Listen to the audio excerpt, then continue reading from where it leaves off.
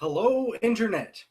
My name is Mike, and this is another Darkflame Earth update. Let me just screen share here. We can get started. You can visit my website, www.darkflameearth.com. This is where I have decided to put my tools. These are the things that I check every day. These are the things I look at. I'm no expert. I don't have any university experience or college degrees in any of the things that I talk about on this website. But what I am is a person who's curious, someone who's fascinated by space, somebody who loves the sun and the earth and the planets and the stars. And I'm excited about it. And I want to share that with you. So I've put together this website here where you can connect with me and I can take you through some of the updates and things that happen every day. So let me just enter my website, click on education. And this is an LCARS panel that kind of looks like Star Trek. I made it. These are all the things you can click on. I've taken you through some of this before, but we're going to go down to the global incident map. This allows you to check and see over the last 24 hours the earthquakes that have occurred. There are lots of different websites you can look at, from USGS to Earthquake 3D apps, but this is the one I've been using simply because it updates from multiple feeds and it lets me see at a glance what is happening. So as you can see, there's a giant red 4.6 that hit the Philippines about half an hour ago. And depending on where it hit, it could affect a lot of people. Let me just check and see what the location is on this. Luzon, the Philippines. I'm going to pop over to Google Earth here. Let me share this in a second.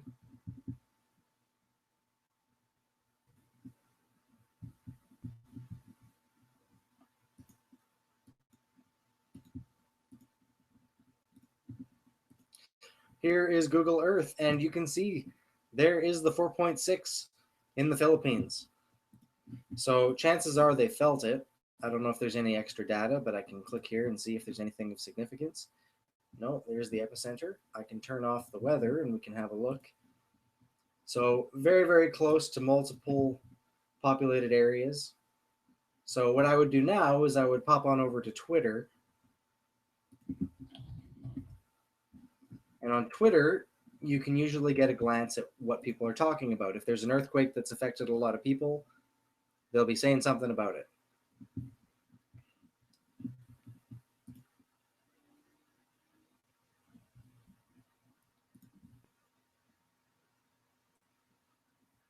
Oh, geez. Well, I'll check Google instead. Philippines earthquakes.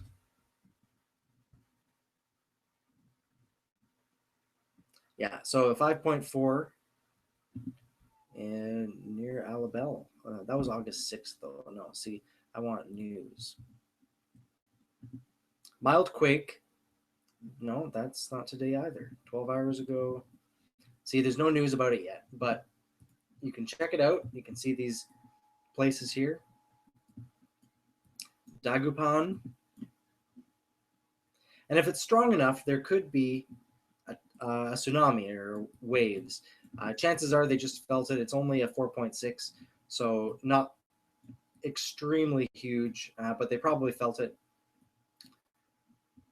San Fernando City. Maybe if I search San Fernando.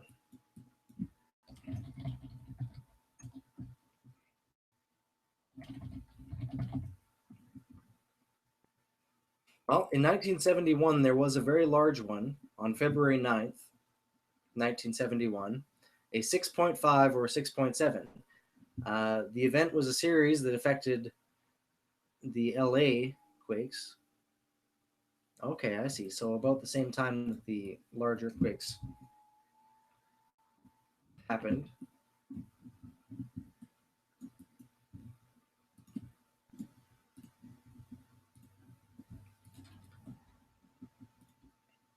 Okay, the unanticipated thrust earthquake had a moment magnitude of 6.5 or 6.7, and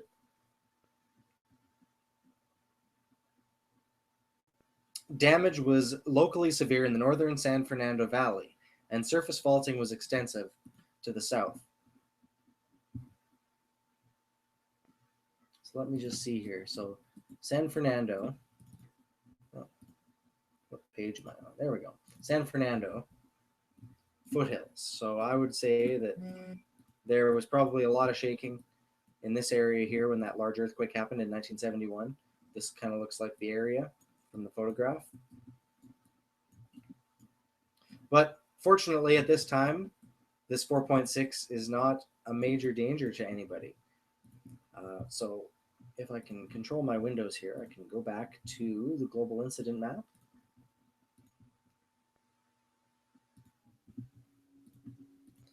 Okay, so quickly, let's look at these quakes that are going on around here. So in the last 24 hours, there have been all these quakes. And this is kind of, I'm wondering, I don't know what's going on here, because for the last 2 months, approximately, there have been all these quakes going on all over Greece, all over Turkey. One in Italy, Albania near Bulgaria, Ukraine 4.6, Iraq 3.8. And these two plates, so the top one goes this way and the bottom one goes this way, and they rub against each other undersea, and that's what causes these earthquakes. But there's been a lot of them. I mean, every day it looks like this. Scattered earthquakes for Turkey and Greece. Portugal has a little area off the coast here, is the Canary Islands, and there's a volcano there, and there was recently a new island formed there with the volcanic eruption. So this whole sea area, I'm going to go back to Google Earth and show you.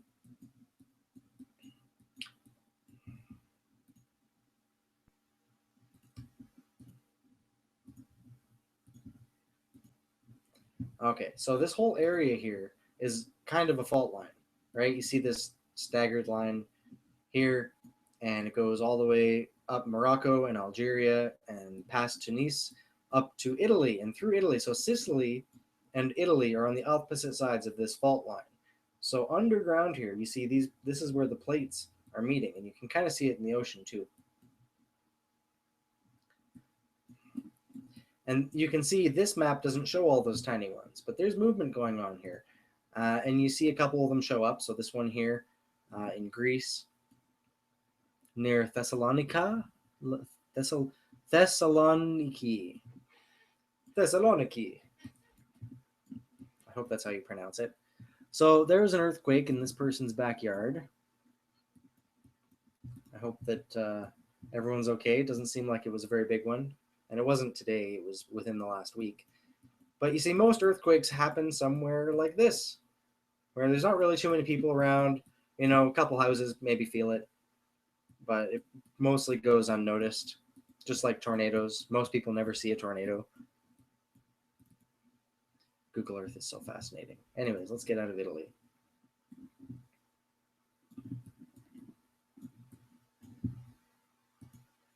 And realign ourselves.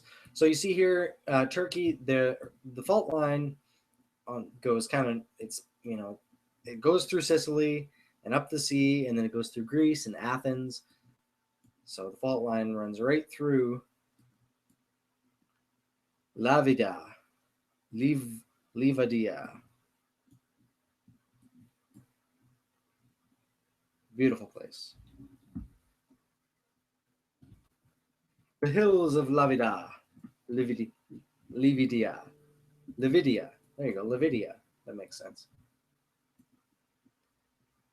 Lividia, Lividia. What beautiful streets you have, Lividia. Mazda. Nice bike. All right, Greece. Beautiful place. I'd love to see it.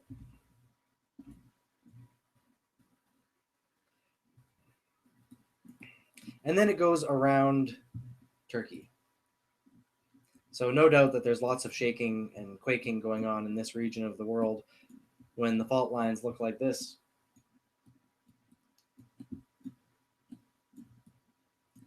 All right.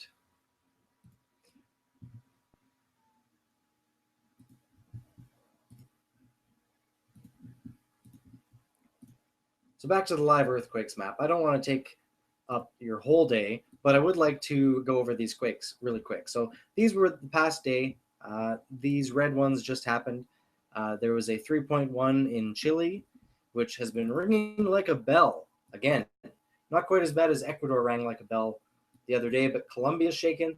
Nicaragua, Guatemala, Puerto Rico, of course, always little quakes there. But Chile has had quite a few quakes the last few weeks, and even the last day, most recently a 3.1 in Chile. So there are a lot of people down in Chile who are just used to the earth shaking. I've seen videos where the ground is moving like liquid. It's going up and down, and you're seeing vehicles and the roads.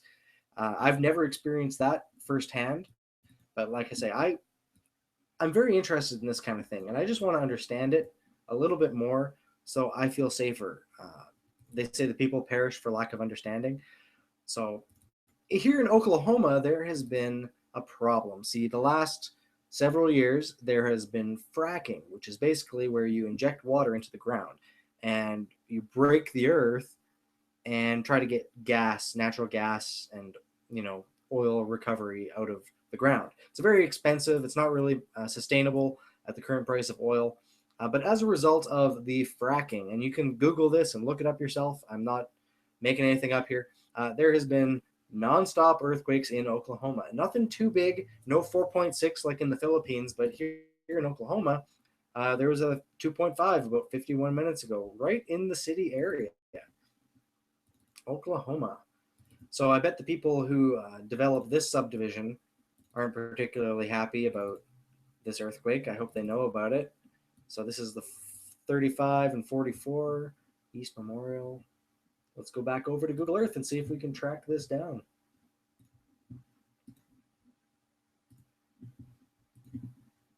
And you can do this all yourself. It's very easy. You can download Google Earth. I have a few things that I've downloaded from the Google KML library on the side here, but generally you kind of have to just look it up yourself. Oh, look, they're even popping up. There's the 2.5 in Oklahoma. You can see a few up here, and if you zoom in on them, you can see kind of in the areas that they're taking place out in farmers' fields, various locations, sometimes right on, and you can see all the wells in this field. I don't know exactly what's at each of these websites or these um, sites, but they look like oil based. Yeah, there's a rig right there. So right at this rig, there was a 3.0 sometime in the last week. Up here, maybe not exactly on a well site, but I don't know what these roads are. I don't know what's under here. And there's an airport right here. That's one nice airport. You see any? Oh, there's a plane. Yeah, very cool, very cool. It's kind of a bird's eye view. I've never been to Oklahoma City, but like I said, I hope the developers of this subdivision take notice to the earthquake that just took place here in North Country Estates. Beautiful homes. They have some nice places here I can see. Oh, yeah, they even have street view. Wow. Now that is a house. That is a beautiful home.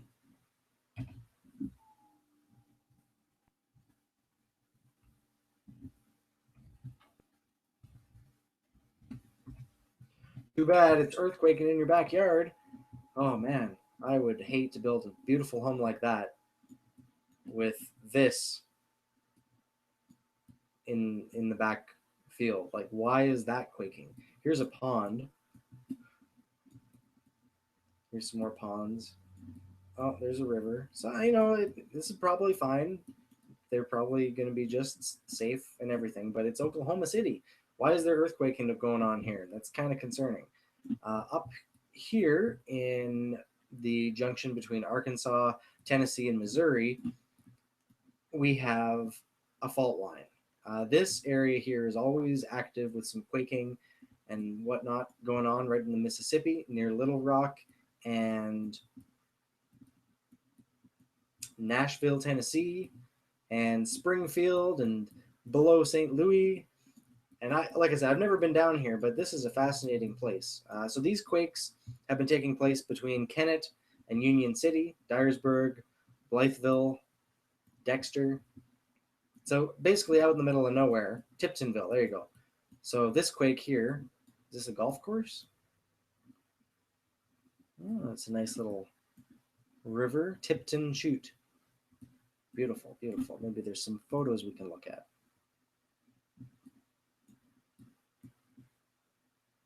Anything? Anything? Amateur photographers, this area needs to be explored. It looks beautiful from the air, but there's nothing close. Let's check out the lake over here. Ooh, that's pretty frozen ice. Beautiful walkway at Leakfoot Lake. This would be a nice place to visit. You can see the water has dropped in this region. That's what the trees here are looking like that for, I think.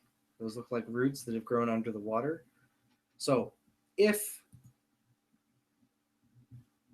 the water in this area floods, actually that's actually happened recently. I remember a year or two ago, the Mississippi flooded and they were closing the gates and they flooded some farmers' fields, and some people even built moats around their house. Some were successful, most were not.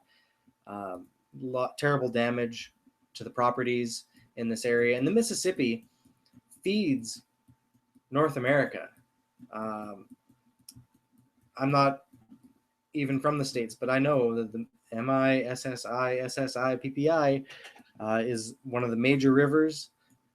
So it looks like it goes from New Orleans and Baton Rouge north, twisting through the earth. Let me just make this a little bit prettier. So there's the Mississippi, twisting and traveling through North America, heading north. Why does the water flow this direction? I don't know. But it cuts right through the breadbasket of the world, and there's that earthquake we were just looking at. Here it is, 2.5, 7 kilometers northwest of Tiptonville, Tennessee. And this river goes on. It's quite long. I bet there are people, though, who have traveled all the way down the Mississippi. Not millions, though, but I bet some people have. Now, what is this?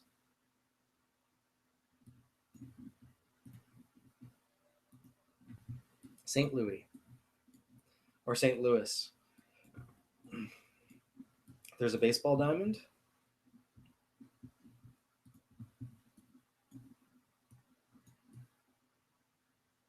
Very nice. And I didn't even make it all the way up to Iowa. Nope. The Mississippi goes on and on. It looks like it forks here a little bit. What's this river? It goes to Jefferson. But if you keep going north to Iowa and through Minnesota, you'll reach Winnipeg.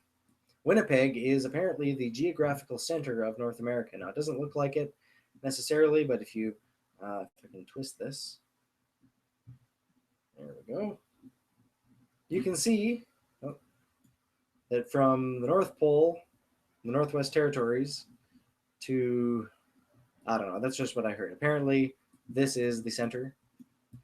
So lots and lots and lots of trucks drive from the United States up this highway to Winnipeg, and either it goes east to Winnipeg and Newfoundland, and where all the Canadians talk about a little funny, and they say all that stuff that Americans think all Canadians say. This is a beautiful area. So Maine cuts right through New Brunswick. I'm not going to argue about which side it's supposed to be on, but this kind of looks like one big area here. So Montreal and Ottawa and all of our, main government buildings, they're all kind of in the United States. Toronto and Ottawa and Montreal, these three main cities are basically right there, with New York and Washington, right? So this area here, you know, this is, and then we're all out here in the West. I live here in Red Deer, Alberta. It's a tri-city. You have Calgary, where the Calgary Stampede takes place, and Edmonton, where you can see the Fringe Festival. And we have the Rocky Mountains to the west. And I have been out here. It is absolutely gorgeous. I don't know why anybody would want to go anywhere else.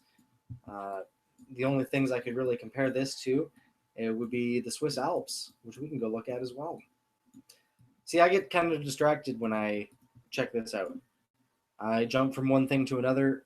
Basically, I was showing you some earthquakes, but we're done that now. So I'm exploring the world.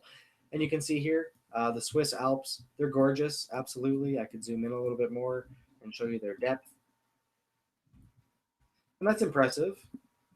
You know, how long is this? It's like 440 kilometers and about 138 kilometers wide.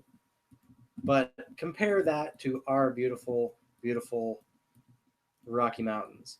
Look at this. Look at this. So we got, if we just measure it from the border to even here, 900 kilometers. So the Swiss Alps are like this wide. It's like not even half, right? So, but from peak to peak, from Mount Joffre to this one, 200 kilometers.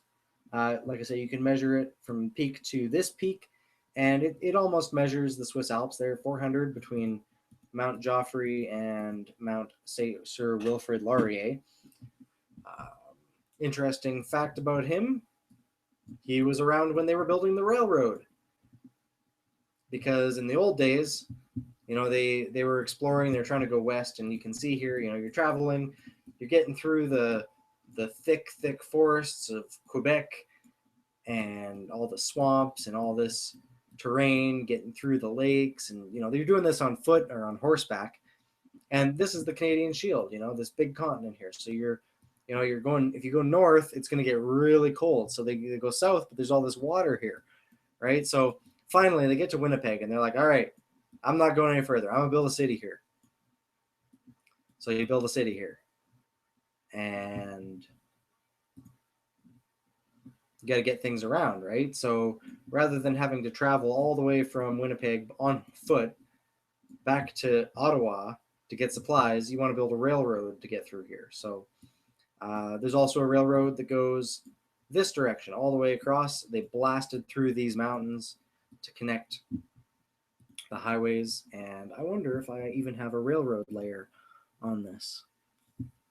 That would be fascinating. But once upon a time, I opened up a KML file with all the railroads in Russia, and it crashed my Google Earth. It was so funny. I couldn't even load all that data. There's just so much information, and my computer is not nearly fast enough. But I have driven to Kelowna through the mountains. So I've gone down this road here. Been to Canmore and Banff, and I've been to Lake Louise, which is right up here. Lake Louise is gorgeous. Let's just check this out. This is a view from space, but I've also been here. This is the Hotel McDonald, I believe. And this beautiful, beautiful lake. And the mountains right behind it. Like, what a perfect spot. Like, you go to the Swiss Alps, you're not going to find that. You're not going to see this. This is gorgeous. Lake Louise. Let me see if I can pull up a photo and you can see absolutely how breathtaking this shot is. There we go. Pow. Look at that. Look at that. You don't need to travel halfway around the world when you live in Canada. We just take a hike, eh? About 2 hours, bam, we're in the middle of this gorgeous valley. So if you have never been to Canada, or if you've never been to Lake Louise even, call me. I'll pick you up at the airport. I will drive you to Lake Louise. I'll take a picture of you in front of the lake. It'll be amazing. Absolutely. So my point here is, wow, look at this gorgeous world that we live in. There's so much negativity. Get off of social media. Stop focusing on all the negativity and all the garbage in the world, and sound bites and cute little snippets of something cute to give you momentary glimpse of happiness. Explore the world. And if you can't explore the world, get online and explore the world. Learn something new every day. That's what I do. That's what I try to encourage other people to do. I've given you all of my tools at my website. Let me just go down here, and I'm going to change my screen share again. Let's go back to the internet, which is this one, I think. Yes, that one. Bam. All right, Oklahoma. Visit my website, darkflameearth.com. Click on this. Click on something on this page. Maybe you don't want to look at earthquakes today. Maybe the surface temperature map, which shows you the surface temperature from Texas to Alberta. Maybe that's boring to you. Maybe these volcanoes erupting currently, right now, exploding with volcanic lava. Maybe that's not interesting to you either. That's okay. My website is more than just that. I've just given you some of my tools in the education area. Maybe you want to come to an event. I promote the Red Deer Scene, the absolute best source of information about what's going on in Central Alberta. You can click on music. Maybe check out some of my favorite DJs. Maybe check out some of my friends who've made music videos. Maybe music is what you're into. So come to my website. Listen to my favorite tracks on SoundCloud. I got it right here. I just click play and boom. I can't play that on YouTube. I'll get a copyright claim. But hang on a second here. Maybe you want to watch some videos. Well, great. I have a playlist here. You click on this playlist, and you're going to have hours of watching videos that I found on the internet, short films that are thought-provoking and interesting, and that I know that you're going to love. Check out this playlist. Just click play. This is my face. If you haven't seen me before, It's cool. You can even skip ahead and check out some other things. Click on YouTube, go to subscribe to my YouTube so you get my videos in your inbox. Let's check out this video that I uploaded. I was standing outside. I had one of those tingling feelings, and I went outside and pulled out my phone and I started filming the greenish gray sky above me because I was like, this weather looks like something's brewing. And I turned, and this was above my house. What would you do? What would you think? At first, I was surprised, and then I was intrigued and interested. And then I kind of got scared, and I thought, wow, that's actually rotating. What if it turns into a tornado? What if it touches down? Oh my God, I'm going to have to grab my things. Should I wake up my girlfriend? Should I call somebody? Oh, lightning. And I keep filming. And it's not really getting longer here. You can see it's just stirring. And you can hear the crackling of the storm. And the lightning. Fortunately, it didn't do anything more than this. It was captured by multiple people from different areas, and it did make the news, although because it didn't actually touch down or destroy anything, didn't really get a whole lot of attention. But I was there. This was practically right above me, and that definitely freaked me out. I once caught lightning on video. That was epic as well.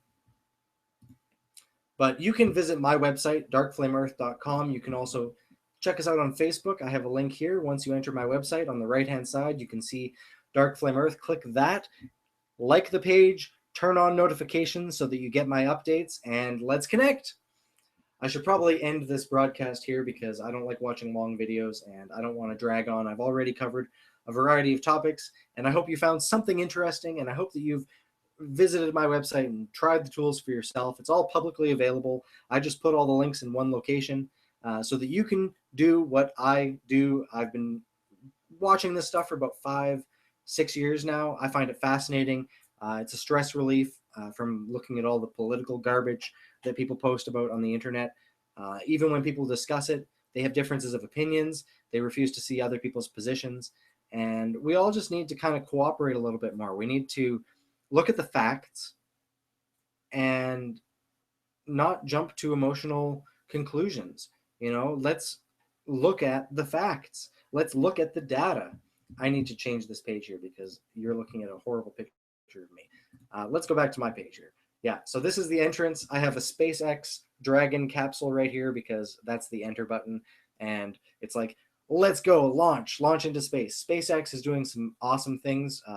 I think Elon Musk is taking risks in a time where not very many people are taking risks and pushing the boundaries. I very much hope that the Hyperloop project is successful and that it comes to the whole world. Basically, I hope that advancements are made that take us into the future, and I want to be there right along with it. So my website, darkflameearth.com, is all about the future, and let's move into the future together.